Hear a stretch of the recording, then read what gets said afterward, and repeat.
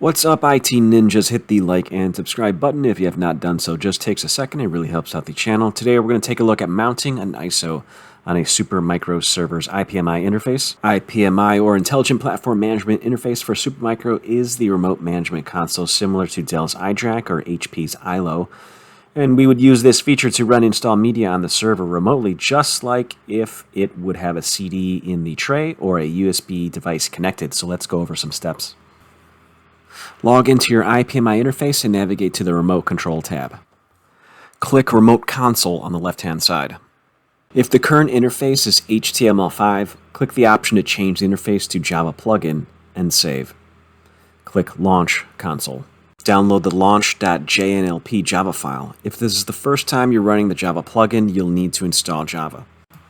To install Java, just Google search Java Download and go to the Download Java page. Use the offline installer and run the executable. Click Install and close. Open the Java control panel. Under the Security tab, click Edit List and add the HTTPS URL and address of your IPMI console. Click Add, OK, and OK again. Now rerun the launch.jnlp.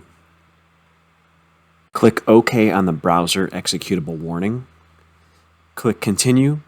Continue again, accept the security warning terms, and run. In the remote console, click Virtual Media. Under the Device 1 tab and Logical Drive Type, select ISO file and then click Open Image. Navigate to the ISO install media you wish to mount. Here we'll use a Proxmox ISO. Click OK and then click Plug In. Click OK. Under the Power Control tab, click Set Power Reset to reboot your server. Press F11 on the physical keyboard or console keyboard for boot options. On the Select Your Boot Device option screen, choose the ATEN Virtual CD-ROM YSOJ option.